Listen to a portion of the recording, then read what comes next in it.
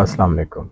आज हम बात करेंगे 2 अक्टूबर 2024 बुध को होने वाले सूरज ग्रहण के बारे में, जो दुनिया के मुख्तलिफ हिस्सों में देखा जाएगा और पाकिस्तान में इसके आगाज़ और इख्तिताम के औकात के हवाले से अहम मालूमात फराहम करेंगे।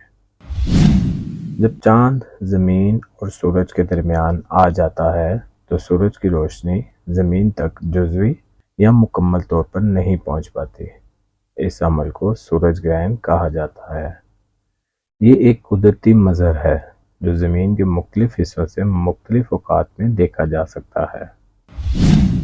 2 अक्टूबर बुध 2024 को होने वाले सूरज ग्रहण एक अहम फल्कियाती वाक़या है जो पाकिस्तान में नज़र तो नहीं आएगा, लेकिन जुज़वी ग्रहण का आगाज़ बुध 2 अक्टूबर रात 8:42 पर होगा, जब सूरज का एक हिस्सा चांद की वजह से ढकना शुरू हो जाएगा।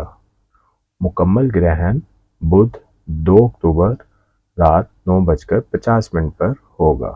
फुल ग्रहण बुध 2 अक्टूबर रात 11:45 पर होगा। इस जुज़वी ग्रहण का इख्तिताम 3 अक्टूबर को रात 2:47 पर होगा। इस्लाम में सूरज और चांद ग्रहण को अल्लाह की निशानियों में शुमार किया गया है।